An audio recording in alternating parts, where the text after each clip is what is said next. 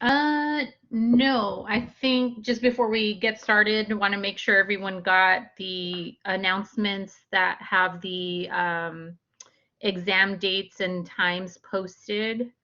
It took a lot of time and coordination by Professor Ward and team to get all that squared away to try to accommodate other exam schedules, clinicals, skills labs, all of the fun stuff that goes along with being in nursing school this semester. So um, if you have any questions, please reach out to your assigned professor or Professor Ward. Um, just as a reminder, as we mentioned in the announcements, the testing this semester is going to be on site at the Echelon Center, so you need to make sure that you have your own device to test on. Um, and I think that's about it. I think those are probably the more recent updates that we've got to share with students. Yeah, absolutely. And like Professor Padilla just said, that it was probably like a gigantic um, navigational exercise, probably very tactical. I mean, certainly I don't think I could have navigated it, especially when everybody has different clinical meetings, different lab sessions, and certainly simulation as well. It's like it's like a big bowl of spaghetti, and you try to find the ends of each noodle. So they did just an amazing job, and certainly, certainly blessings to them for doing such providing strategic guidance as far as the exams go. So, wow, I mean, I can't even say enough good about that for sure. But are there any questions before we get started?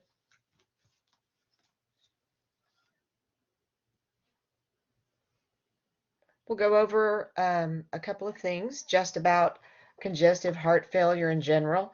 You'll see a lot of congestive heart failure in your practice, certainly in your family, perhaps. Congestive heart failure is certainly can be frightening, and basically what it means is your heart's just not a good pump, or it's not as good as it could be.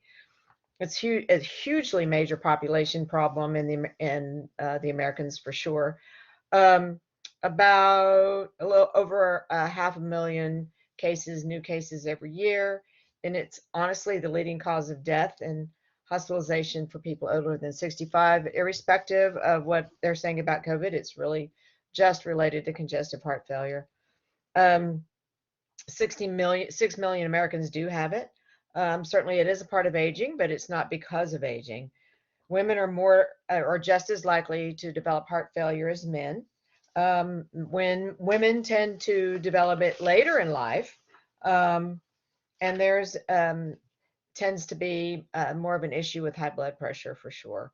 Women have more shortness of breath, oddly enough, than men.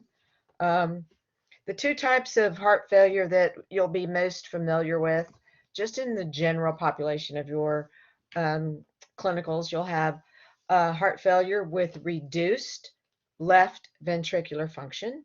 And the reason why it's reduced is because the left ventricle gets kind of boggy and very flaccid, and it enlarges, and it can't give a good squeeze hard enough to pump the right amount or enough oxygen to the body. And then you have heart failure with preserved left ventricular function. But unfortunately, they call it preserved, but it's not totally preserved because the left ventricle just gets kind of stiffer and more rigid. And because it's stiffer and rigid, it can't relax properly. It doesn't fill all the way. And certainly, at the end of the day, both types of heart failures are related to the fact that the heart's not a good pump and that it doesn't get enough oxygen to the body. Does anybody know how we really measure heart failure? It's actually graded.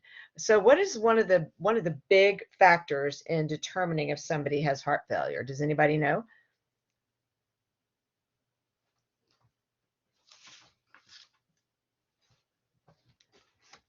It actually has to do with your ejection fraction. So your ejection fraction refers to your left ventricle, or how well your left ventricle pumps blood with every beat. So if you have an ejection fraction of, say, 65, that means that every pump, 65% of the blood in that left ventricle is able to get pumped throughout the body. Ejection fractions are measured like with echocardiogram are usually the most typical. MRIs are certainly, and then nuclear imaging. Like if your patient has a cardiac cath, they'll actually get a very true measurement of ejection fraction. Certainly, it's important for your doctor to know your ejection fraction. Um, Anything 55 to 70% is usually pretty good. 40 to 54. This is not going to be on your test. This is just kind of an overview of the effects of heart failure and how heart failure can affect your body. And certainly a normal heart is anywhere from 55 to 70.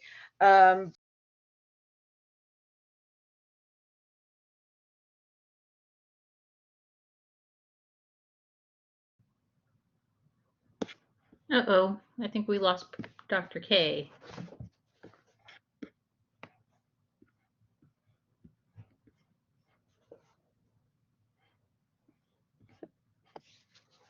All right, well,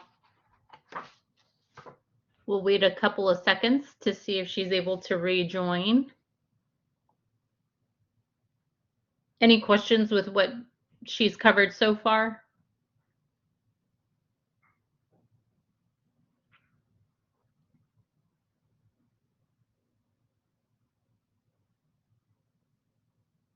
Okay, take the silence as a no.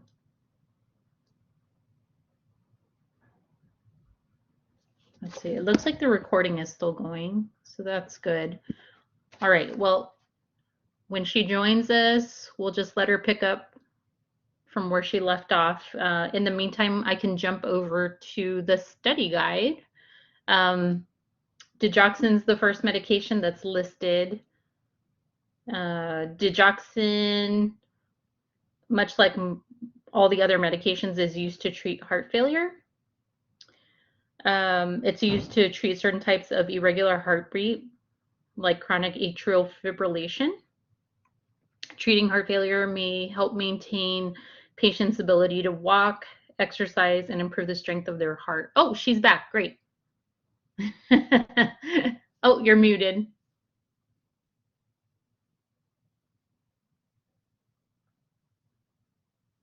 We still can't hear you. Can you hear us? I hear you Oh, fine. oh, okay. There you go. Yeah. Okay. All All right. righty. We'll let you Well, pick I up where don't you know what left off. happened, but I just was going to mention a couple of things. What causes heart failure? Does anybody have any ideas?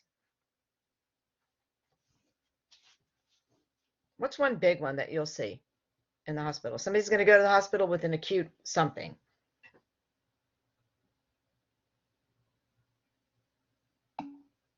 Heart attack. There you go. High blood pressure. Absolutely.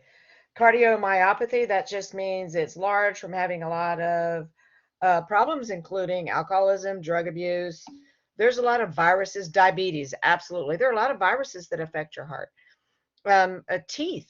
Somebody that has oral decay certainly carries. It can affect your mitral valve as well. So that if you go to the dentist, they're going to give you a prophylactic, probably Bactrim to prevent valve problems. Certainly, people have heart disease at birth, high blood pressure. Somebody said arrhythmias too. AFib certainly can wear out your heart. Obesity, kidney disease, and then a lot of medications. So those are just kind of the overall kind of thing. Professor Padilla, did you start on digoxin? Did you dive in? Yes, that was the only thing we quickly covered. Okay, sorry about that. So digoxin. Now, digoxin you're going to see used a lot, but it's really not the best thing to use because it does cause a lot of cardiac remodeling. And basically, what that means is it has to do with the ATP, the sodium potassium pump. There's a verse in the Bible that says, "Don't put your wine in old skins." Well, the digoxin can actually wear out your cardiac cells and kind of make them old skins. And so when that's the case, a lot of cardiac remodeling goes on, and then your heart muscle is just not the same. Certainly, it's used to treat heart failure, typically speaking, when it's used along with other drugs. Um, Certain drugs aren't used in heart failure, calcium channel blockers. NSAIDs aren't used in heart failure, aspirin. And a lot of antidepressants are also contraindicated in heart failure. ACE inhibitors, what are ACE inhibitors as far as the ending, the suffix? What is an ACE inhibitor? We talked about this in Pharm 1. The prils, absolutely, absolutely. There's one captopril. Captopril there's something nifty about captopril as far as using it for heart failure. And does anybody know what that might be? Something it also, if your patient has kidney failure, captopril can also be kind of protective of your kidneys. Um, Certainly, and in that, what is a drug? What is a condition where your patient will have the potential for kidney damage? And so, this particular people with this particular disease would be a very good candidates for captopril. What disease process really kind of destroys your kidneys because of the high blood pressure, by the way? Diabetes. Diabetes is really hard on your kidneys. In fact, diabetes is the number one reason why your patient might go on dialysis. It just really just wears out your kidneys. Um, and so I've mentioned their ACE inhibitors. Captopril should be taken on an empty stomach. Certainly, it's used for hypertension and certainly can protect your kidneys while it's relieving the heart failure. Enalapril also is another ACE inhibitor. It's a little more hypotensive, but sometimes it can be a little bit more effective. Enalapril is often used to prevent future heart attacks or strokes. ACEs are never, ever, never, ever used in pregnancy. They can have teratogenic effects on the baby. Um, let's see, most effective, of course, especially when it comes to protecting the kidneys, are these ACE inhibitors. Unfortunately, lisinopril, one of the ACE inhibitors, has a very disturbing or distracting side effect, and that sometimes can cause patients to not take this drug anymore. Does anybody know what it is? What's the side effect?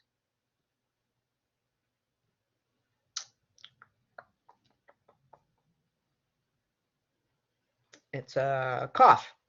So a lot of people get kind of a dry, annoying cough.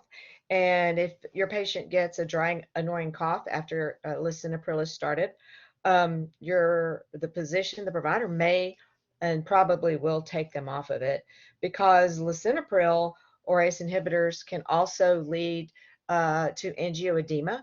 And as we'll learn through the rest of the semester, that a lot of other drugs may do that as well, and that can be a life-threatening effect. The losartans, what is that class of drug? If it ends in tan, what class of drug is that? ARBs, absolutely. ARBs, absolutely. Something that you have to watch out for ARBs is renal artery stenosis. While even though they can decrease your risk of heart attack, stroke, or death, if you have kidney disease, it may be an effective treatment. Because ARBs can also protect against cognitive decline. Unfortunately, even though they may have less side effects and could protect cognition somewhat, they can lead to renal artery stenosis. And certainly in somebody with kidney issues, that's going to be a major problem. So we have to watch the ARBs for renal artery stenosis as well. Valsartan is another one of those drugs that is teratogenic. Definitely let your doctor know if you or your patient is pregnant. And certainly it has teratogenic effects as well. Candelsartan or sartan. It's one of the drugs that has been known to do very well in migraine treatment prevention. It certainly is a less less prescribed for um, heart failure, certainly, but it is good on migraines, and it has less likely of a weight gain as some migraine medicines do, um, which is certainly prohibitive as far as patients preferring to use that. Spironolactone is one of those drugs that you'll see a lot of in this semester. What is interesting about spironolactone? Does anybody know what makes it a different type of potassium sparing? Absolutely, absolutely, potassium sparing. So, what do we need to know about potassium sparing diuretics? What can't they take? What there's a certain um, um, dietary supplement that your patient won't be able to take. Absolutely, salt substitutes. And always, always, always check potassium levels. If your patient is on anytime your patient is on spironolactone, you always, always, always check potassium levels. And if your patient is having signs or symptoms of fluid volume overload, what would be a sign or symptom of fluid volume overload? Your patient has heart failure, they're on some drugs. What is a sign of fluid volume overload? What are some signs and symptoms? Crackles in the lungs, absolutely. Edema, absolutely. JVD, right? JVD. So, one of the things you always want to ask your patient when they're symptomatic is, are you taking potassium sparing diuretics? Another interesting thing about spironolactone is that spironolactone actually binds to the androgens, um, which are the hormones, the sex hormones. So your patient on spironolactone, if they're female, they may develop a very hoarse or deep voice. If your patient is male, they may develop gynecomastia. And so always watch out for those abnormal periods. Absolutely. Very good. Abnormal periods as well. Certainly, edema, watch out for that, which is why you always, if your patient's in heart failure, you're going to do a focused assessment on their lungs, right? You're going to listen for extra arrhythmias, extra beats, a gallop.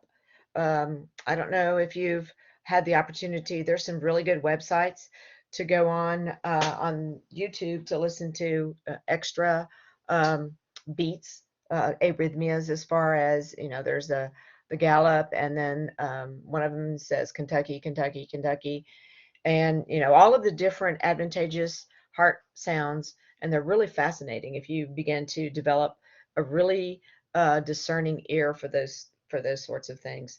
Um, like I mentioned, it can cause androgen-like side effects, so that's always something to look for. So something we talked about a little bit last semester, but something we'll talk about ad nauseum this semester is Lasix, loop diuretics. Um, like all other loop diuretics, Lasix acts by inhibiting um, the sodium, potassium, calcium transporting system in the ascending loop of Henle.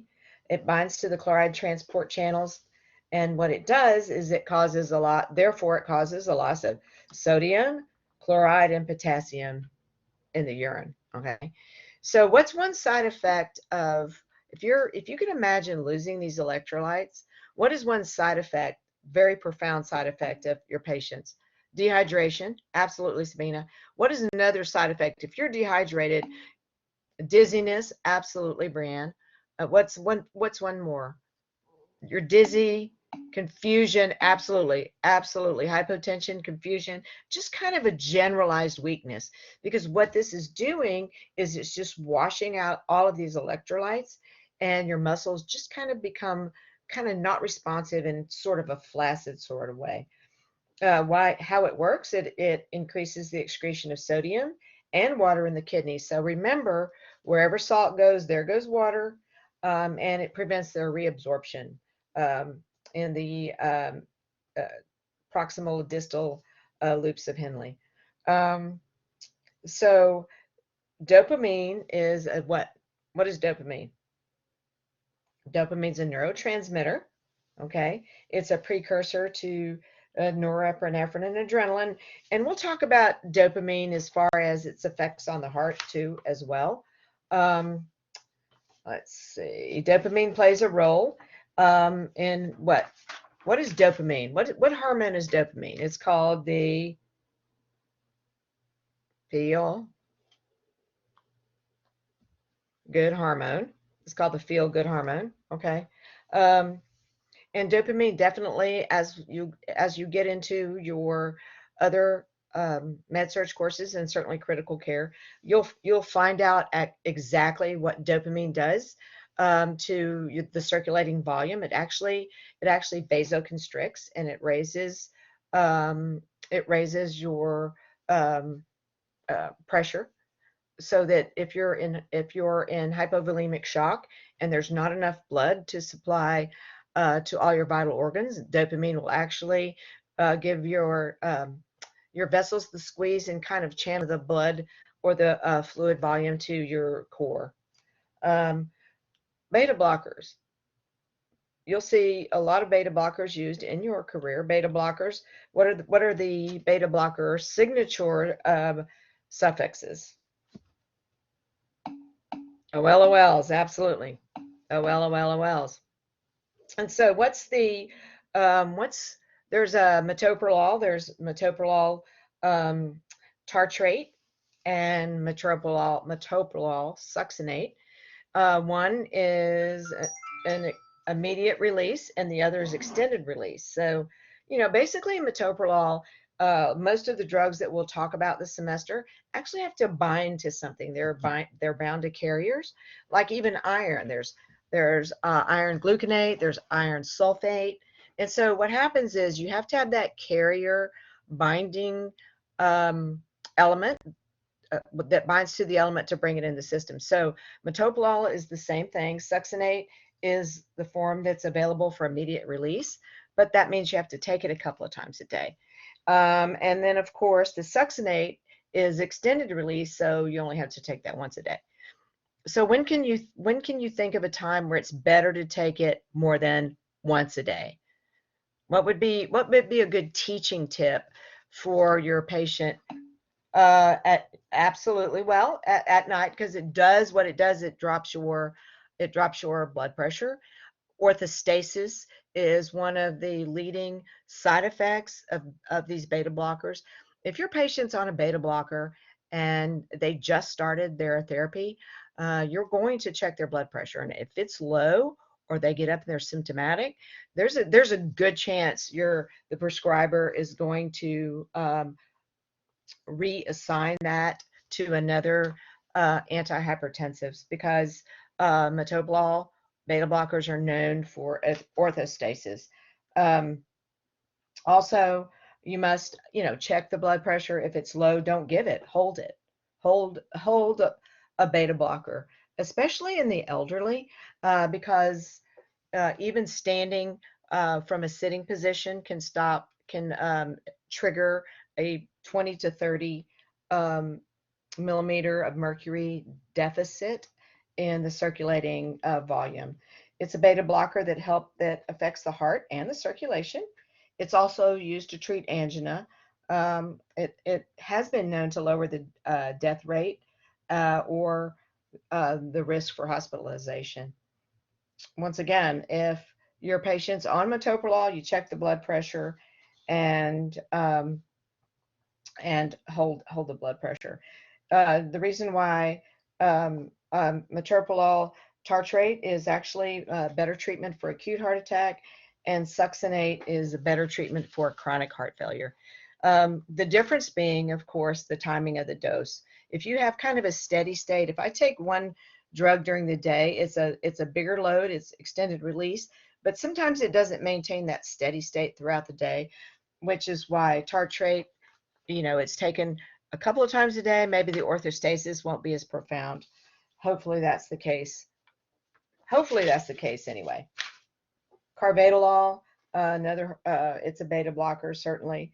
Um, carvedilol or beta blockers and calcium channel blockers are kind of used the same in heart failure sometimes.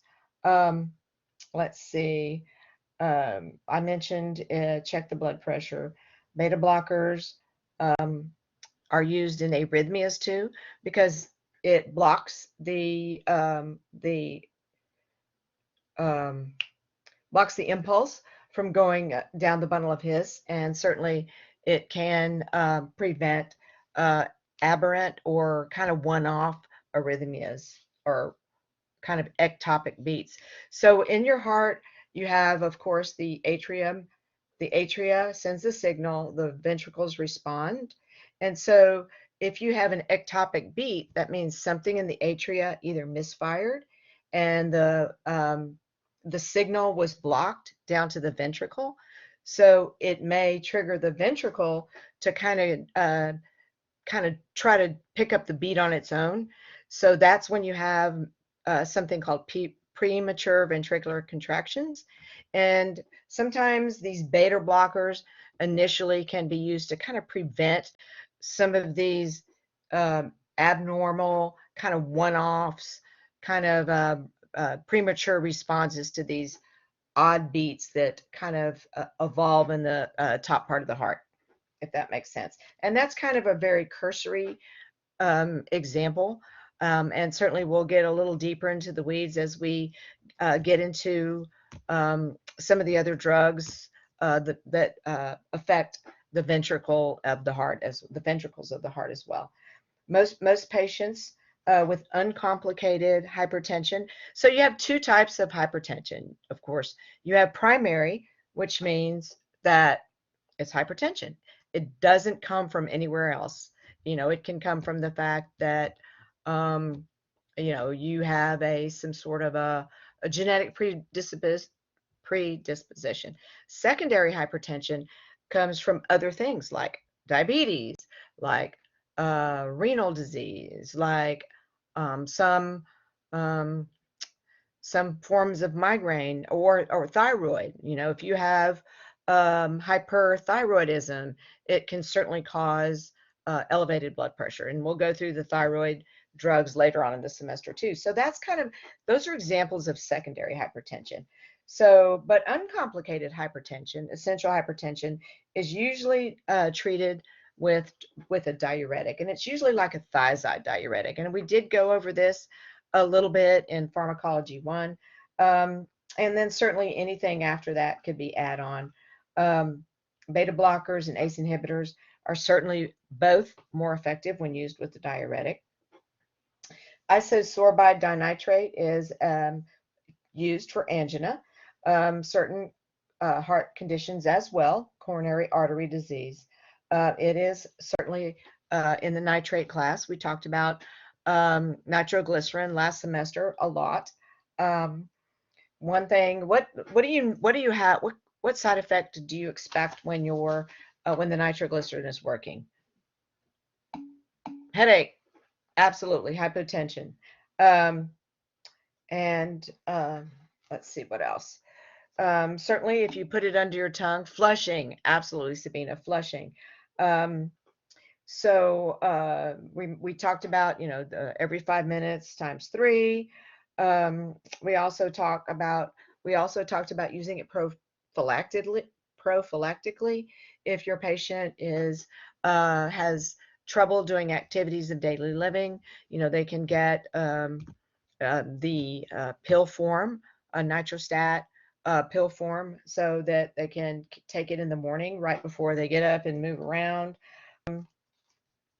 Hydralazine, I mentioned that as far as hypertension, it's a Presolin, it's a medication used to treat high blood pressure and heart failure.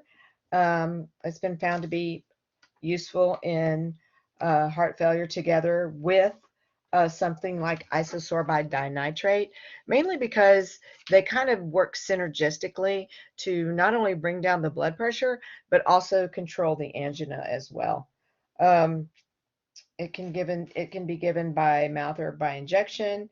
It's a little longer. It takes a little longer to work than say nitroglycerin. around 15 minutes. But the good news about isosorbide is that it does have a longer time of effect. It can be effective up to 6 hours. So I talked a little bit about remodeling earlier, but ventricle remodeling and how heart failure medications prevent it. Um, Basically, ventricular remodeling talks to alteration in the ventricular architecture. It does take work at the cellular level at the myocyte. Um, the myocyte is the major cell involved in remodeling, and because of the fibroblasts, which are the collagen producing cells, when those myocytes begin to be damaged, then your natural body's response is to try to fix those cells. But unfortunately, what happens is your body sends fibroblasts, which can cause scar tissue, and then the remodeling kind of goes from scar tissue. Collagen comes in, sets up more scar tissue, and the next thing you know, you have a ventricle that doesn't move as well as it used to. It doesn't feel as well, and it becomes not as effective. Let's see, we talked about ACE inhibitors as far as adverse effects. They're contraindicated in pregnancy, uh, ACE inhibitor, cough, of course, and certainly also they can give you a salty or metallic taste in your mouth or a decreased ability to taste. One of the things you watch out for is, of course, angioedema. ACE inhibitors are also connected to can be connected to kidney failure if for long time use. They reduce the potassium excretion, and if your kidney failure is also at a severe level, it can also trigger or induce acute renal failure as well. Um, how do ACE inhibitors impact management of heart failure? They block, and you'll probably remember from pathophysiology, they block the formation of angiotensin 2, um, and ACE inhibitors by therefore reducing the stress of the heart, which allows that uh, heart to pump, the weakened heart to pump just a little bit more effectively. Adverse effects, we mentioned angioedema.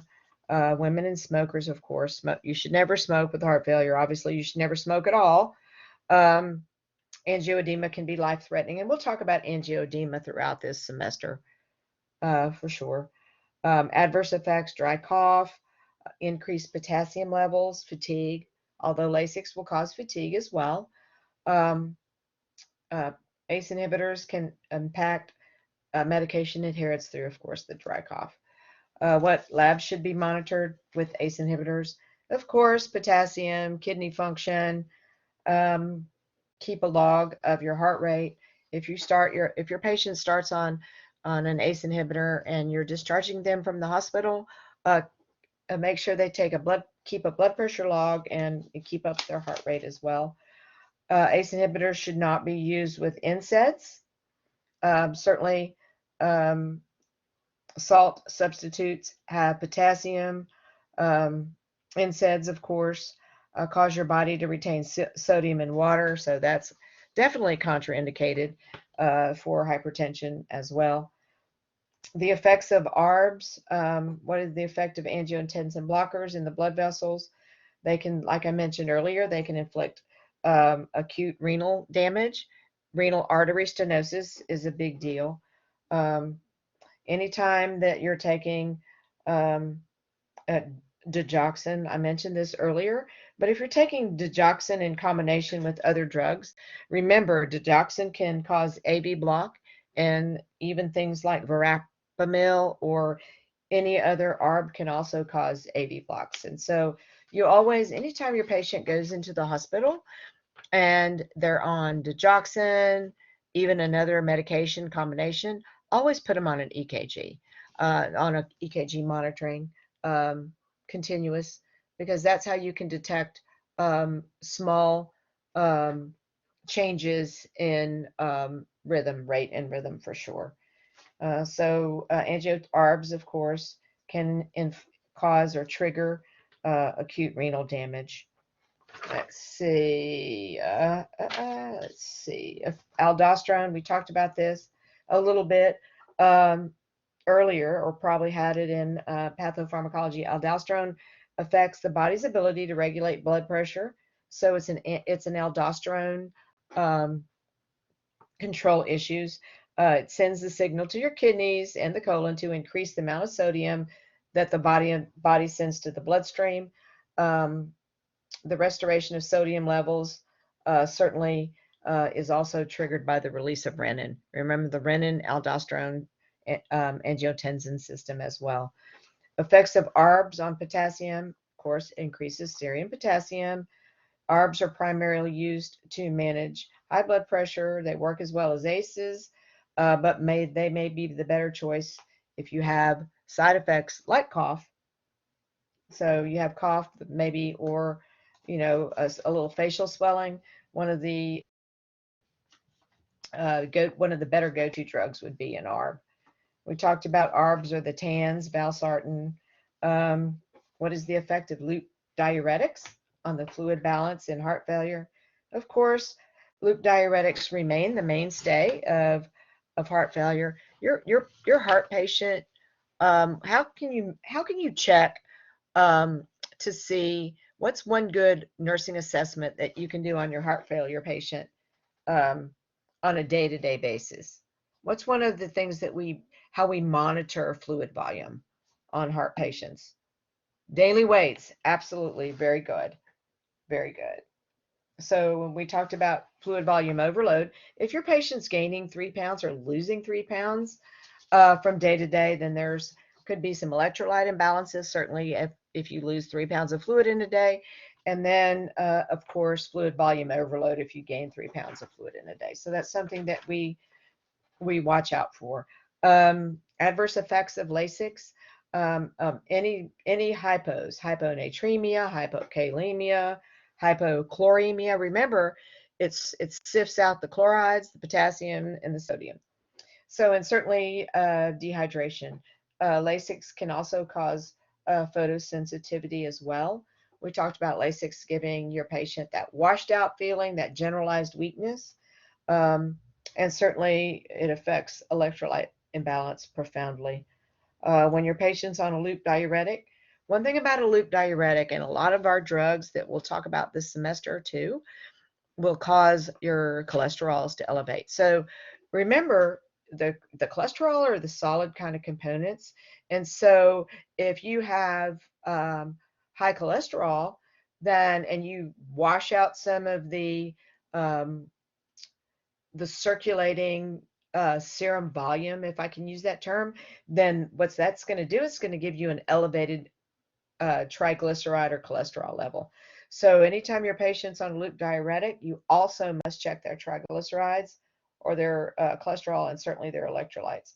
We talked about monitoring the effectiveness, daily weights, INOs, um, notify of lethargy, weakness, um, and once again, these Lasix also can cause hypotension, and certainly you monitor your patient if they become symptomatic, for sure. Short of breath, listless, kind of washed out. Teaching, remember, we just talked about all of those things. Also, we talked about, I think we mentioned this last semester as well. Loop diuretics can also cause hearing loss, along with aspirin, I think.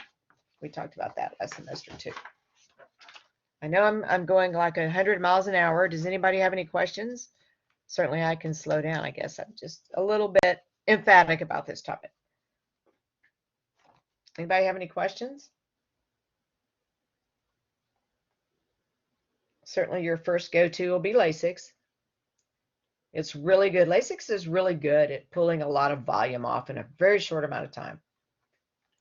And there'll be a couple of like dosage cal questions. You'll notice through pharmacology too that there'll be each exam will have its own set of dosage cal questions, and certainly we'll give practice ones throughout the semester as we prepare for exams.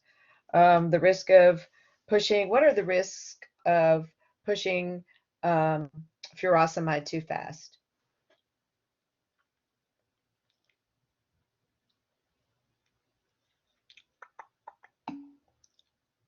Ototoxicity, absolutely, Paige. Perfect. What else?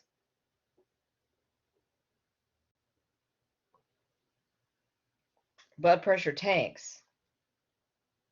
What else? Hypotensive crisis. Absolutely, Sabina. Absolutely. Sudden death, believe it or not. Sudden death. You push a lot of you push um, Lasix too fast or too much, you have a profound fluid volume shift. So you can imagine all of a sudden dumping a lot of fluid out of your circulating volume. Your heart has nothing to use to pump. So it could actually cause sudden death. Let's see, potassium sparing diuretics, of course.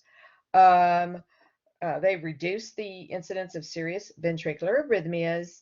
And we'll talk about later on in the semester, we'll kind of give a kind of a little overview of what heart rate or heart rhythms look like during electrolyte deficiencies. And that you'll find that kind of cool. I hope you do anyway.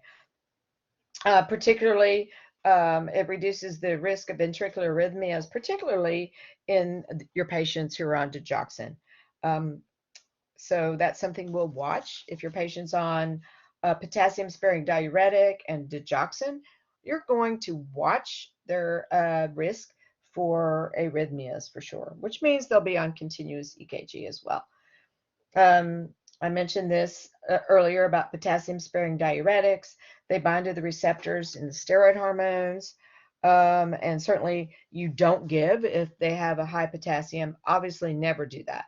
Always ask if your patient's on potassium for sure. Hyperkalemia. Did we talk about that last week? Hyperkalemia. Um, remember, we talked about what's the drug we talked about? Kxalate can reduce your hyperkalemia, but it works in the gut, and so it's a little bit slower than perhaps calcium gluconate. Let's see, teaching for potassium sparing diuretics. Um, there are a few people who aren't able to take potassium sparing diuretics. Um, in Addison's disease, potassium sparing diuretics should not be taken with those medications for Addison's disease. What medications should be used with caution? Um, Potassium supplements always should be avoided. The use of immunosuppressants, uh, cyclospore and tacrolimus, which we'll talk about those this semester as well, can also risk in combination with potassium sparing diuretics, can risk the increase of hyperkalemia. Potassium sparing diuretics on endocrine effect, glucose intolerance, that's a big one, um, is one of the side effects of all potassium sparing diuretics. Beta blockers, as far as managing heart failure, they block the effects of epinephrine, also known as adrenaline. And because they block the effects of adrenaline, they cause your heart to respond slower to those impulses, those electrical impulses. They also open up your veins and arteries to improve blood flow. Selective and non-selective beta blockers. First generations were non-selective because why? What's a non-selective? They can't tell the difference between what? Beta 1s and beta 2s. Absolutely. Absolutely. Second generation are more cardioselective. And let's see. Yeah, non-selective. Yeah, two lobes non-selective. That's right. But beta 2s are more cardioselective. The third generation beta blockers also possess vasodilatory actions. And so that's good. So if you want to not only block uh, block the block specifically to cardioselection, then the third generation will also vasodilate those um, larger vessels and drop the blood pressure that way as well. Let's see, adverse effects of beta blockers on the CNS, central nervous system. Let's see, they affect the sympathetic nervous system and activate the fight or flight uh, response. When activated in the flight or fight response, it acts to, of course, um, deregulate that. The adverse effects may impact sexuality. Beta blockers can have side effects such as trouble with erections. Certainly, the side effects is less common with other classes of blood pressure drugs. So that's a contraindication. And certainly never give, what is a drug that we don't give nitrates with? Always remember to ask for that. Absolutely. Absolutely. Um, why are beta blockers used with caution in asthma and diabetes? We talked about that because of the selectivity, right? Beta blockers are widely used in the management of cardio conditions. Um, it can mask hypoglycemia, absolutely. Asthma and COPD have been classic contraindications to the use of beta blockers because of the potential to cause bronchospasm because they're not, some of them, because of the non-selectivity. Since beta blockers slow your heart rate, your heart's respond to low blood sugar may not be obvious. So that's very good, whoever said that. You may not be able to rely on the symptoms to tell that your blood sugar is low. Absolutely bingo, spot on. Beta blockers must be tapered, specifically because why? Does anybody know? You can get, right, hypertensive crisis, absolutely, which can lead to myocardial ischemia. Client teaching on beta blockers, always take as prescribed. Tell your doctor if you're having side effects like dizziness and all those things. Check with your doctor before any over-the-counter medications. We'll talk about that throughout this semester as well. Nitrates are contraindicated. We already talked about that. Um, let's see what else. Nitrates are vasodilators. Dilate the blood vessels, improve blood flow, which is the whole reason to take them, by the way. Let's see, mechanism of digoxin. It's an AV node inhibitor. Certainly it affects the AV node. And by the AV node, I meant the conduction system of your heart. It stimulates the parasympathetic nervous system, and it actually slows the conduction through from the top of the heart through the SA node to the response in the ventricular walls. It's used for heart failure, usually with other medicines. That's digoxin. And certainly it can help maintain a good quality of life because it can help you improve exercise tolerance and those sorts of things. Heart rate, check apical heart rate. That's been the traditional standby go to. Teaching, of course, check your pulse. Um, teach parents. My daughter actually, she had profound congestive heart failure when she was born, and so and I was in nursing school, so it was kind of hard because I couldn't figure out, if I was looking at her, she was so not textbook, so it was really difficult, um, especially bradycardia in young children. We talked about dig toxicity, or no, we haven't talked about dig toxicity, but what are signs of dig toxicity? Anybody know?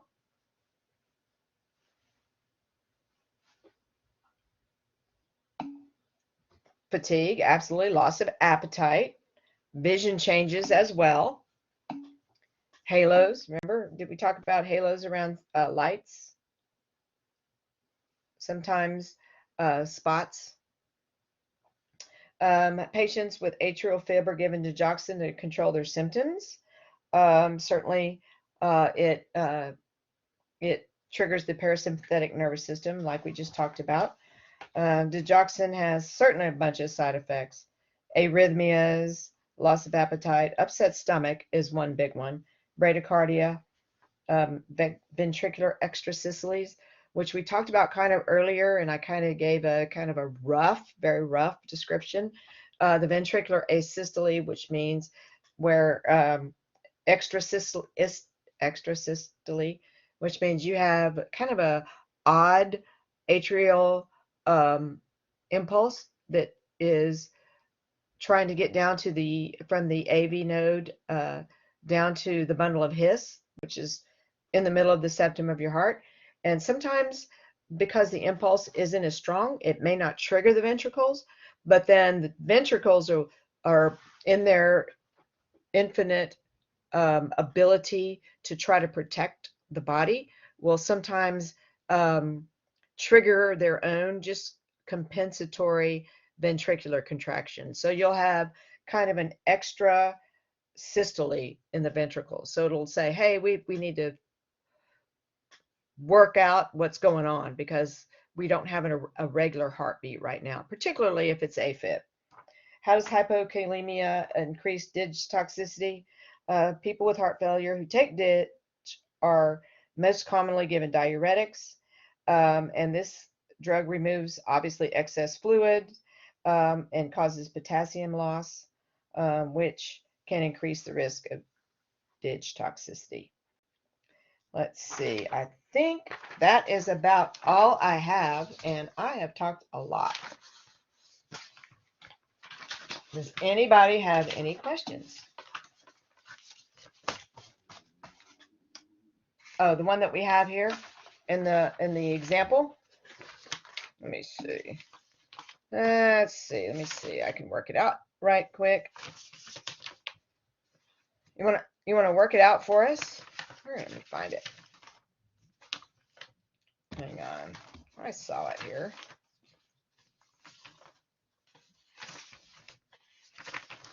Okay, it says ordered 80 milligrams IV push, available 10 milligrams per milliliter.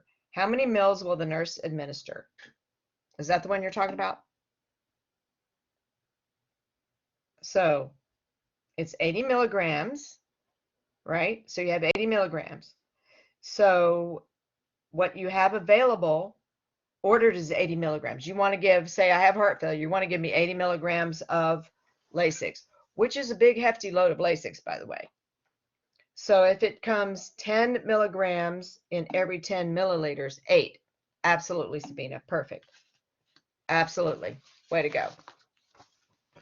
And like I mentioned earlier, Professor Padilla and I will be giving you wonderful opportunities to brush up on your dosage cal. And if I remember correctly, I think you take a dosage cal test every clinical lab, right? With every clinical lab?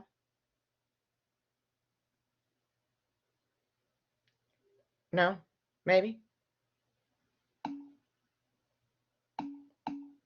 Yes, okay. Right. Oh, it's Swift River. Okay. Hang on just a minute. I've got to see if I turned off the squash. Hold on. So, Professor Padilla, will you answer questions?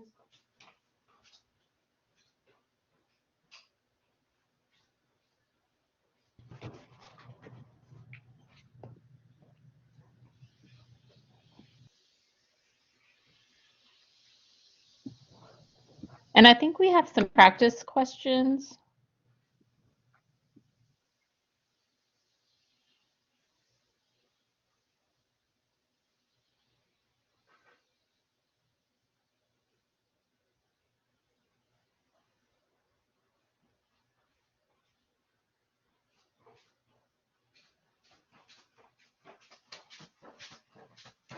All right. Sorry, guys. I burned the squash, but that's okay. It's not burnt too bad. So, does anybody have any questions? Anybody have any questions from last week?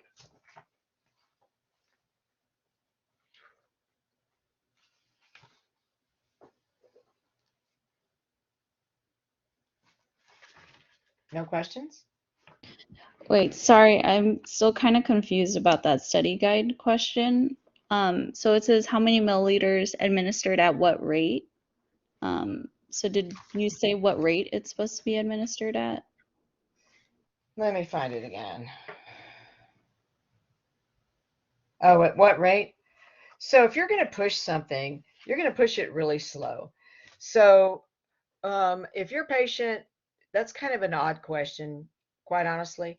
So if there's, you can actually give, um, yeah, it's actually supposed to be 10 milliliters in 2 minutes.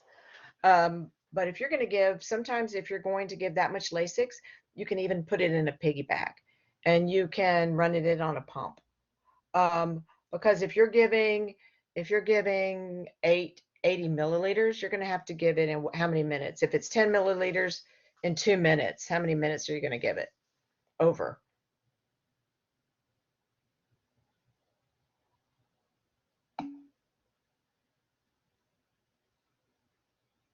So if you can give 10 milliliters in 2 minutes or 10 milligrams in 2 minutes. So then if you want to give 80 milligrams, it's going to be what? 8 minutes? Well, 2 times 8, 16 minutes. Yeah, 16 minutes. So sometimes, particularly, we talked about how giving Lasix too fast can cause sudden death. Oh, no, you're good. Can cause sudden death. A lot of times, if somebody is going to get that much, particularly if they have profound heart failure, it may be run in a piggyback and say even given over, say, 30 minutes. That's a little more safe of a bet for sure. Does that make sense? Professor Padilla, do you have anything to add to that about the Lasix? No, sorry. I walked away for just a second. I heard, but I wasn't able to get to my computer fast enough. Oh, no, no worries. I had to go turn off the squash before I burned down the kitchen. Well, and I didn't burn down the kitchen, so that's good. That's always a good thing. It's I was always also looking for, I think we have some practice questions that we can post for this first set of modules. So we'll get those posted on under the Blackboard announcement section, along with the recording of the lecture. And then I think someone reached out and said they were having some trouble opening one of the attachments from Sunday's posting. So I'll see if I can get that reposted in a format that's accessible for you all as well. Unless it was just a one-off. Was anybody else having issues opening the, I think it's the heart failure attachment, if I'm not mistaken. yeah, reach out. It was heart failure.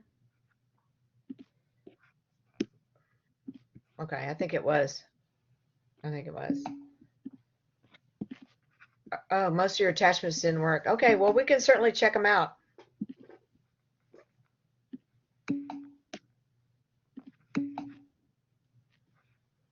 Somebody answer what we need to check before giving. What was that? Digoxin?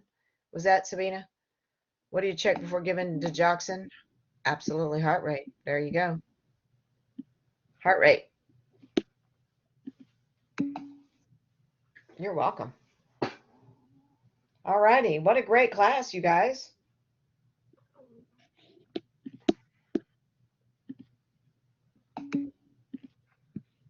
And we came in under an hour, kind of. Oh, you're welcome. Does anybody want to say a prayer?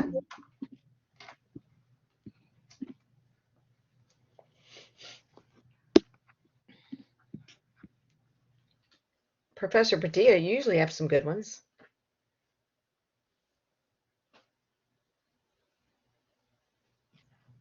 Sure. Let me see. We are at the beginning of our semester, so this one's an appropriate one. God, here we are back at school, not to learn new subjects, but to grow in our love for you. Open our eyes, ears, and heart to listen and learn. Help us to be the best humans we can be, reaching out to others as you did, and giving good examples to all we meet. Let us receive your blessing now and throughout the school year. Amen. Amen. Wow, that was beautiful. That was really beautiful. Amen. Amen. All righty. Well, what a great class. If there's nothing else and there's no other questions and no other comments, well, then I guess it's have a good evening, right? Indeed.